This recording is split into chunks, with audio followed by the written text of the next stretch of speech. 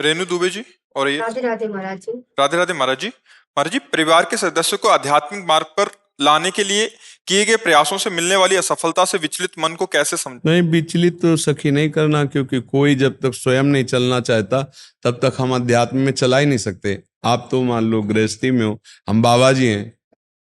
अगर आप ना बदलना चाहें तो हम आपको नहीं बदल सकते, और भगवान भी यदि आप ना बदलना चाहें तो वो आपको नहीं बदल पाएंगे। जैसे दुर्योधन को बदलने गए थे ना, बदला क्या?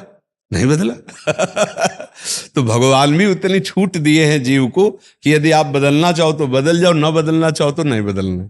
तो परिवार के प्रति आपका मांगलिक प्रयास रहा कि वो परमार्थ में अध्यात्म में चलें। यदि वो नहीं मानते हैं तो कोई बात नहीं, आप चलिए।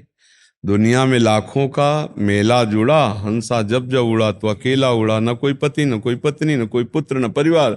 जब मरोगी तो आप अपना ही शुभ कर्म लेके जाओगी या भजन लेके जाओगी। ये आपका मंगलमय स्वभाव और था कि आपने अपने परिवार पर प्रयास किया भगवत मार्ग में, अध्यात्म में चलने का। जब वो लोग सहयोग नहीं देते तो आप अंतर्मुख होकर अपने मन को प्रभु में लगाओ, क्योंकि बार बार प्रयास करोगे तो आपका मन दुखी हो जाएगा।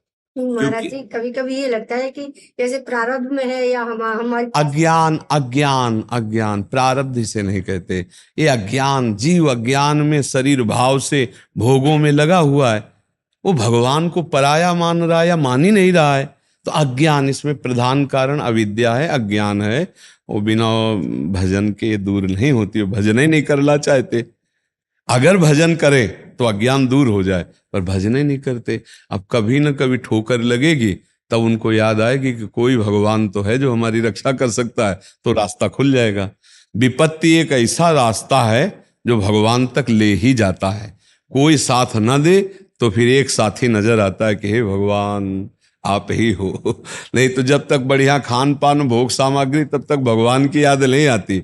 जब हर तरह से ठोकर लगती है और कोई सहयोगी नहीं होता, तब लगता है कोई है एक। अब यार, अगर हमारा कोई है तो भगवान ही है, वही दोस्त है, वही मित्र है, वही संभाल सकता है। तो आप खुद अपने आप को भजन में लगाइए। आपका प्रयास निष्फल हो और आप दुखी हो, ऐसा बार बार प्रयास ना करें, क्योंकि उससे आपकी भी श्रद्धा देखो आए ना। ये प्रारब्ध है कि भगवान की इच्छा नहीं है, कि क्या बात है, पता नहीं भगवान है कि नहीं है। आप ही में संशय खड़ा हो जाएगा, क्योंकि आप कोई सिद्ध पुरुष तो है नहीं। तो आप ही को संशय खड़ा हो जाएगा, मैं बार बार प्रयास करती हूँ, भगवान भी सहयोग नहीं कर रहे, देखो ऐसा ऐसा। नहीं, छोड़ो। खुद अंदर भजन करो और बाहरी व्यवहार का धर्म पालन करो। जैसे किसी की पत्नी हो, किसी की बहन हो, किसी की बहू हो, तो अपने कर्तव्य का पालन करो और भजन करो। कभी कोई तुमसे प्यार से पूछे और आपका प्रियजन है और मानना चाहता है तो भक्ति की बात बता दो, नहीं तो चुप रहो, शांत रहो।